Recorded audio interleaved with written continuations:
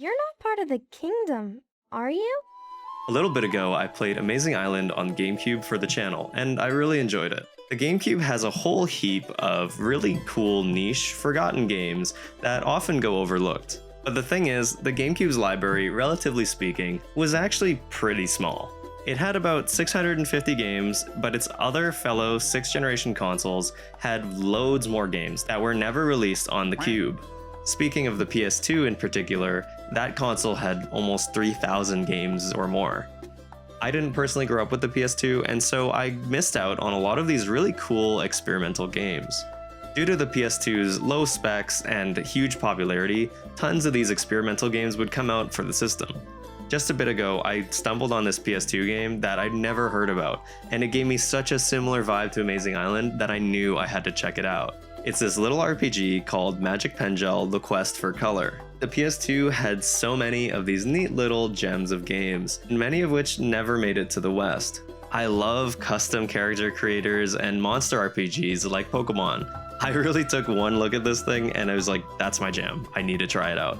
So I hope you'll join me as we check out Magic Pengel for PS2.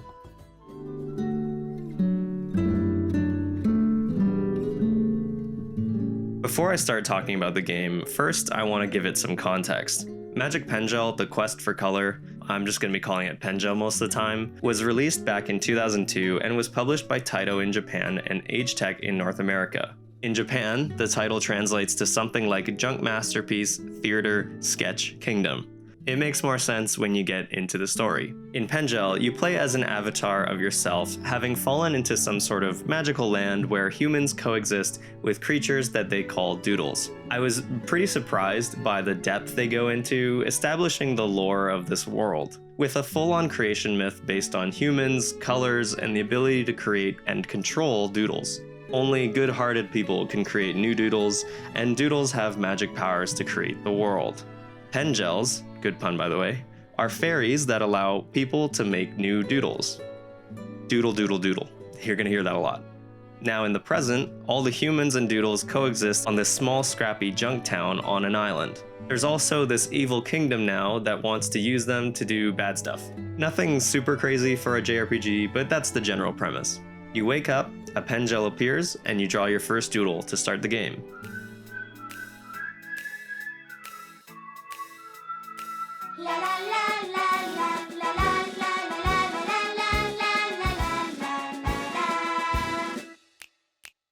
Daytime is here, here comes the sun. Bring all your friends, let's have some fun.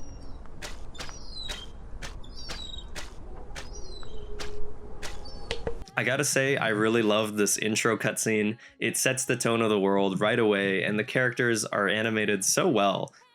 It just gets you right into it.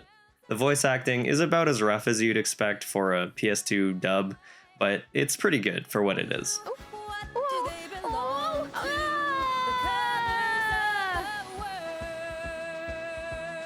colors of the world. The first thing to note is the art style. I absolutely love these bright and cheery blue sky Japanese games, and I feel like they're kind of few and far between now. In terms of this sort of blue sky game, the first thing I think of is maybe Outrun or Mega Man Legends. I just have a huge soft spot for all these flat, low poly characters with these big colorful textures. In terms of the best modern representation of the style, I could think of like Frog Gun. That's a pretty cool indie game, and if you have never played it, I would check it out. If you're a fan of Studio Ghibli's films, you've probably already noticed that the style here is very similar to that. The art style is so Ghibli-esque because it was developed by actual staff who worked at Studio Ghibli. All of the townsfolk look and act like low-poly versions of characters from movies like Kiki's Delivery Service or Spirited Away. The main character, Zoe, is especially straight out of something like Totoro. Ghibli is pretty famous for their humanizing attention to detail, and you can see it in the way that these low-poly characters are animated. What? I looked into all of this after I played the game already, but you could feel that Ghibli presence there for sure. When I first got to the junk town, I just wanted to walk around and take it in. Seeing all of the fun characters doing their thing in town was great. The whole town is presented in first person. Even though the controls can be a bit dizzying, it can be really easy to lose yourself in these cool areas with unique shops and decorations. I'm pretty sure all of the villagers have their own tasks, and I noticed throughout the game that some of them would come and go from their own shops. It just makes the town feel so busy and full of life. Every single NPC feels like they had a distinct role in the town, and they're each given a little bit of detail for themselves. I was really just roaming around here, enjoying the town, and I even really liked the detail of the loading screens. When you approach a loading zone, you just put your camera down and walk, and it simulates you just moving from one area to the next. I felt like just looking at the trees or staring at the steps was a really cool way to have you immersed in the loading screens. The first-person camera, the loading screens, the unique townsfolk, it's all there to make you feel like you're immersed in this town. The town and the people in it are such a big part of what makes this game really interesting, and I think they nailed that aspect. I am so good at this! As you make your way through the town, you'll find your way to the main arena, where most of the combat in the game happens. But before you do any combat, you need some doodles to fight with. You draw your first actual doodle after you meet Zoe, the main character, and her brother Taro. After finding out that you can draw doodles with a Pengel, they want you to come with them to the town to enter the yearly tournament. Of course, a game based around doodle creatures and sketching means you're going to be doing a lot of drawing here. The drawing system is functional and can animate your creations well, but it misses some key features like mirroring. You'll see some pretty intricate and well done doodles through the game's runtime, but I never felt like I personally had a full handle on the drawing tools. Depth was pretty hard to judge, and the camera can't really snap in position really easily. That, plus the weirdly floaty pointing system, led to some lovable but lopsided designs. As time went on in the game, you unlock more parts to attach to your doodles, like arms, legs, and even things like weapons and wings. I felt my drawings getting progressively better with each upgrade to the Pengel, and even with the loose controls, I did make some doodles that I grew pretty attached to. I tried to make a Dragon Quest slime, it didn't really work out, but we can enter the arena now. Go, Doodle!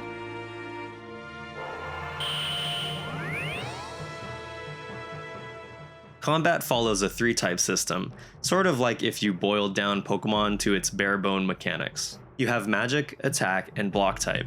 Magic beats attack, attack beats block, and block beats magic. You can't use the same move twice in a row, but you can instead do a charge move to heal a little and power up your next turn. Every doodle you make follows a favored type based on the colors that you used, and the things that you draw on them will alter their moveset. I think that the drawing itself matters a lot more than anything else really. You can grind for levels and raise your stats that way, but just drawing more stuff onto your doodle gave it more power much faster. As you can imagine, the combat is incredibly prediction heavy, and probably works better in the 2-player versus mode. As time went on, I did find myself having more and more problems with the combat. Taro, don't get too excited yet. In Pengel, when you win the rock paper scissors type advantage, you stop the enemy's attack altogether. So, if I use a magic skill when the enemy tried to use an attack skill, they just wouldn't get a turn. If you use the same skill, the faster doodle of the two goes first. This made speed really important in order to resolve a tie. I think speed might be the second most important stat in the game, other than raw damage, since there's a 1 in 3 chance that you tie. My math might not be perfect on these things, but just keep it in mind. Since you can't use the previous move twice in a row, you could often get caught in a game of matching moves in a cycle, until someone either uses a charge or dies. Most of the time, both doodles in a fight would take the same amount of turns to eliminate each other, and so speed was always important. I think speed was pretty broken, but it wasn't nearly as unbalanced as some of the magic skills. Later on, magic types get access to moves like sleep or faint. These put the opponent to sleep where they can't move for 1 or 2 turns. If you remember that most doodles take the same amount of turns to defeat each other, you realize that getting a turn advantage is incredibly strong. I got pretty stuck on an enemy later in the game because he had a feint ability, meaning that if I tied him with magic, I would get put to sleep and miss a turn, and if I used an attack spell, I would also get put to sleep and lose 2 turns. In a game like Pokemon, you get 4 moves and multiple types, so you have way more options than you do in Pengel. To be fair, you can do these to the enemy AI as well, but it's just something that feels a little bit too strong. Needless to say, rock, paper, scissors on its own doesn't really make the best combat system. If you ate fish, you would be stronger. I can't tell if I'm wrong, but I feel like there's a quote-unquote perfect game plan that you can follow to pretty much always do the right thing. When you first start the round, you try to win the neutral. If you win, continue that chain until your enemy uses charge. If you lose advantage at any point, you use charge yourself unless you can't survive another hit. Pretty much that's all you can do to win, and try to get lucky. It's not like you can mind game with computer opponents anyway. So combat isn't the best thing here, but I still had a great time with the game because of everything surrounding it. Your effort is commendable, but my skills are far better. As time goes on, you find yourself in a comfortable loop of making doodles, fighting in the arena, and then unlocking new features for your sketchbook to let you make bigger and better doodles for the next round. At this middle point, I had a pretty solid lineup of doodles. You only really need 3, so my main team consisted of Cebu, the ghost, Flippo, a sort of whale guy, and my MVP, Buff Duck. I was having a pretty good time messing around with the doodle creator and just making stuff up as I went along, so here's a quick highlight reel of the doodles that I made.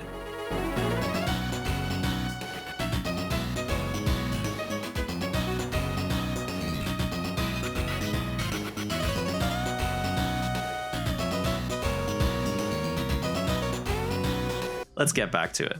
Everyone in the town has the goal of being the best and winning the tournament in order to enter the finals at the castle on the top of the mountain.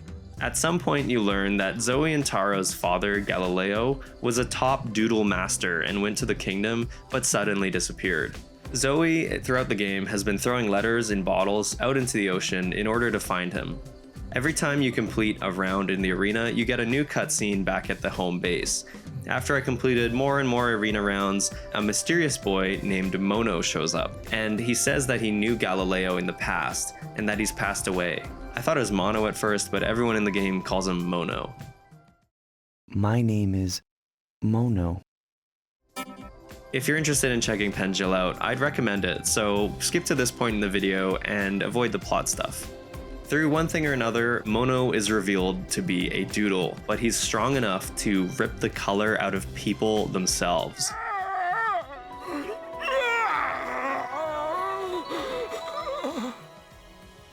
What are you doing? After he does this to try and save Zoe, the kingdom goes on full search for Mono. Zoe gets attacked by a guard and passes out, and Mono feels like he's endangering Zoe and the rest of the town. He turns himself in, leading to the endgame where we are now. Zoe, you'll never get into the castle. There are too many guards. I really was into it by the last bit of the game. Since Pengel is pretty monotonous through most of the 15 to 20 hour runtime, seeing things really get going was really refreshing. I think Mono is a pretty interesting character and he's got a cool design. I like the big button on his hoodie and the colorful doodle parts of his legs and body. At this point, my team was pretty much locked in.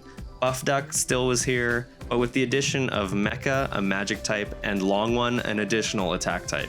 I stopped using block types altogether since they felt kind of weak to me.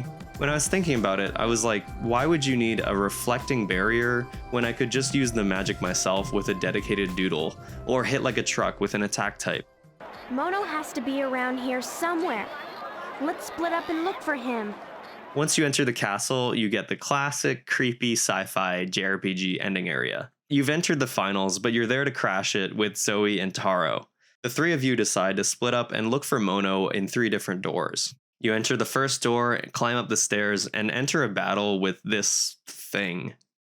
Who are you? My name is Mono. I am the Doodle King. You find yourself battling several rounds of prototype monster Monos created by the current best doodler Kiba. I forgot to mention Kiba, he's currently like the best doodler in the world, everyone likes him, and he's been giving you parts for your sketchbook after each round in the arena. These Mono clones are all really abstract and strange, and all shriek with these unsettling voices.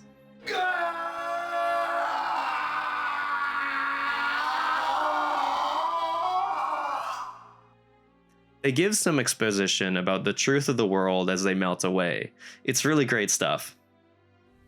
I am a false king, created by one known as Kiba. I am a doodle who could not become king. My duty here is finished. Once you take out these fake monos, you make it to the top for the actual final battle. Once you get to the top of the tower, Kiba tries to take control of Mono, but Zoe is there and stops him. In response, Kiba just pulls out a gun and drops her right there. I did not see this coming at all, and I had to watch it back on my capture just to make sure that that was even what happened. I was actually curious about the voice acting, and I was looking into the Japanese version of the cutscenes and noticed that Zoe actually bleeds out in the original game. Some wild stuff going on. Mono understandably loses it here and freaks out. He sucks the color out of the whole world and becomes the true Doodle King. And that begins the final fight. I am the Doodle King. A tool created for a single purpose. The boss arena is completely black and white, and the only thing left in color is you and Mono, and he uses his powers to drain the color out of your doodles as you fight. It's really cool. Of course, he's got two phases. The first is a human form. First part wasn't so bad. He can force you to match his move type, but I didn't have too many issues with this. The second part, though, is much more difficult. I don't really love the typical multi-stage final boss. When it comes to final bosses, I find they work better with a tough first half and a more spectacle-focused second half. I find that if the second half is harder, you just end up wasting time resetting the fight in the first half, which I had to do a few times here. At least they don't put you through the cutscenes.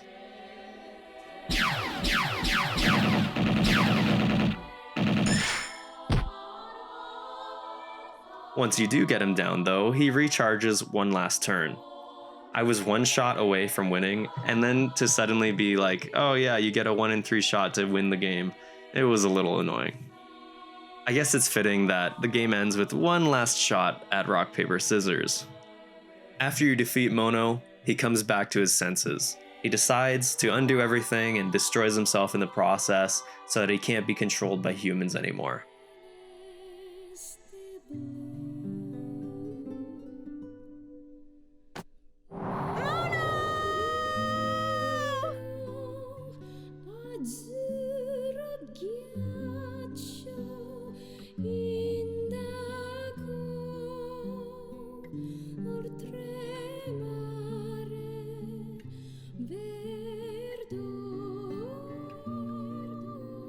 The colors return to the island, and the castle disappears. Everything goes back to normal. It's a really great little ending. You get to see this really cool watercolor style animation of the characters leaving to see the world and explore. I really love these animated endings of JRPGs. They're such great ways to send off these games and leave them in a good place. Taro, we'll be back someday.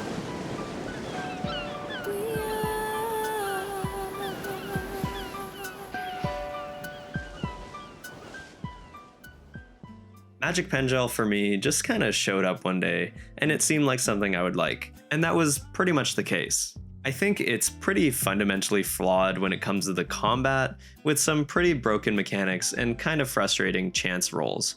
It might be a tough sell for an RPG to have not so great combat, but on the other hand, the creature designer is a lot of fun, and I spent way too much time just messing around with it to get things just where I wanted them to be.